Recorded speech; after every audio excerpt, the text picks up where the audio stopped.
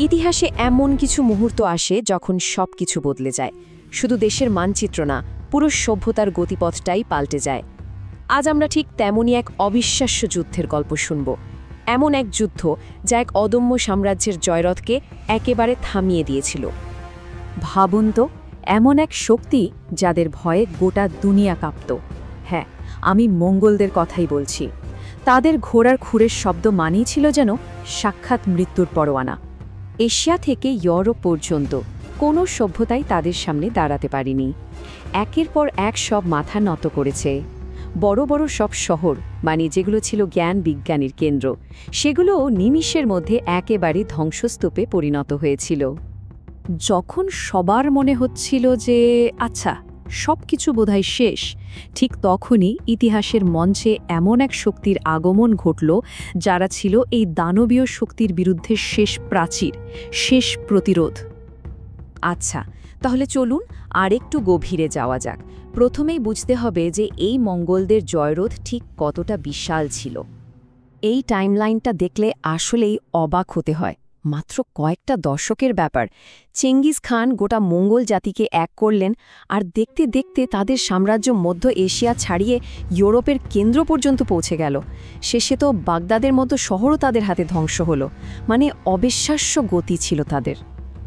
আর এই যে 1258 সালে বাগদাদের পতন হলো, এটা কিন্তু শুধু একটা শহরের পতন ছিল না, এটা ছিল তখনকার ইসলামী বিশ্বের যে জ্ঞান বিজ্ঞান আর সংস্কৃতির কেন্দ্র, তার ওপর একটা মারাত্মক আঘাত। চারিদিকে একটা হতাশা ছড়িয়ে পড়েছিল। সবার মনে হচ্ছিল যেন পৃথিবীর শেষ দিন ঘনিয়ে এসেছে। তো যখন গোটা বিশ্ব ভয়ে একেবারে থরথর করে কাঁপছে, সবার চোখ তখন একটাই দিকে, দক্ষিণে। কারণ ওখানেই ছিল তাদের পথের শেষ বাধা, শেষ বড় শক্তি। আর সেই শক্তিটা ছিল মিশরের মামলুক সালতানাত। বেশ অদ্ভুত, তাই না? একটা রাজ্য যেটা চালাতো একসময়ের কৃতদাস সৈন্যেরা। তারাই ছিল মঙ্গল আর বাকি ভূমধ্যসাগরীয় অঞ্চলের মধ্যে শেষ দেয়াল। ভাবা যায়, একদল যোদ্ধা যাদের অতীত ছিল দাসত্বের, কিন্তু তারাই লড়ছিল গোটা অঞ্চলের মুক্তির জন্য। আর এই প্রতিরোধে নেতৃত্বে ছিলেন দুজন অসাধারণ মানুষ। একদিকে সুলতান কুতুজ, যিনি নিজেও একসময় কৃতদাস ছিলেন, কিন্তু নিজের যোগ্যতায় সুলতান হয়েছিলেন। তার কাঁধে ছিল এই ভাঙা রাজ্যটাকে এক করার দায়িত্ব। আর অন্যদিকে ছিলেন সেনাপতি বাইবার্স, এক কথায় বলতে গেলে একজন জিনিয়াস ট্যাকটিশিয়ান। মঙ্গলদের যুদ্ধরীতি তার হাতের তালুর মতো চেনা ছিল। কিন্তু প্রশ্ন হলো, তারা এই অসাধ্য সাধনটা করল কিভাবে? দেখুন, মামলুকরা খুব ভালো করে জানত যে মঙ্গলদের মতো একটা অপরাজয় বাহিনীর সাথে মুখোমুখি যুদ্ধে জেতা প্রায় অসম্ভব। তাদের দরকার ছিল একটা নিখুঁত, একেবারে পারফেক্ট প্ল্যান। আর সেই পরিকল্পনার প্রথম ধাপ, এবং সম্ভবত সবচেয়ে গুরুত্বপূর্ণ ধাপ, ছিল সঠিক যুদ্ধক্ষেত্রটা বেছে নেওয়া। তারা বেছে নিয়েছিল ফিলিস্তিনের এক উপত্যকা, আইন জালুত, যার মানে হলো গলিয়াথের ঝর্ণা। জায়গাটা ছিল অসাধারণ। চারপাশের উঁচু পাহাড়গুলো একটা বিশাল সেনাবাহিনীকে লুকিয়ে রাখার জন্য আর অতর্কিতে হামলা করার জন্য একদম আদর্শ। মানে বুঝতেই পারছেন, এটা আসলে কোনো সাধারণ যুদ্ধ ছিল না, এটা ছিল একটা নিখুঁত ফাঁদ। প্ল্যানটা ছিল এরকম: সেনাপতি বাইবার্স তার একটা ছোট দল নিয়ে মঙ্গলদেরকে তাড়া করার ভান করে উপত্যকার গভীরে টেনে আনবেন। যেই না তারা ভেতরে ঢুকবে, অমনি পাহাড়ের ওপর লুকিয়ে থাকা মামলুকদের মূল বাহিনী চারপাশ থেকে ঝাঁপিয়ে পড়বে, একেবারে সাঁড়াশি আক্রমণ। এভাবেই মঙ্গলদেরকে ঘিরে ফেলে নির্মূল করার পরিকল্পনা ছিল। এবং অবশেষে সেই দিনটা এলো, 23 সেপ্টেম্বর 1260। একটাই দিন, কিন্তু এই একটা দিনই গোটা বিশ্বের ইতিহাসকে নতুন করে লিখবে। যুদ্ধের শুরুতে মামলুকদের পরিকল্পনা কিন্তু দারুণ কাজ করছিল, কিন্তু মঙ্গলদের আক্রমণের তীব্রতা ছিল কল্পনাতীত। তাদের প্রচণ্ড আক্রমণে মামলুকদের বাম দিকের সৈন্যদলটা প্রায় ভেঙেই পড়ছিল।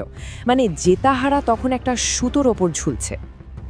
আর ঠিক সেই মুহূর্তে যখন সুলতান কুতুজ দেখলেন যে তার সেনাবাহিনী প্রায় হেরে যাচ্ছে, তখন তিনি আল্লাহর কাছে আকুতি করে ওঠেন। তিনি চিৎকার করে বলেন, হে ইসলাম, হে আল্লাহ, তোমার বান্দা কুতুজকে মঙ্গলদের বিরুদ্ধে বিজয় দাও। শুধু প্রার্থনাই নয়, এরপর তিনি যা করলেন তা অবিশ্বাস্য। সুলতান কুতুজ নিজের মাথা শিরস্ত্রাণ বা হেলমেটটা খুলে ছুঁড়ে ফেললেন যাতে সবাই তাকে চিনতে পারে, আর তারপর নিজেই ঝাঁপিয়ে পড়লেন পাল্টা আক্রমণে, একেবারে সামনে থেকে নেতৃত্ব দিলেন। তার এই অসীম সাহস দেখে ছত্রভঙ্গ হয়ে যাওয়া সৈন্যরা আবার নতুন করে বল পেল, ঘুরে দাঁড়াল। তো যুদ্ধের ফলাফল কি হলো?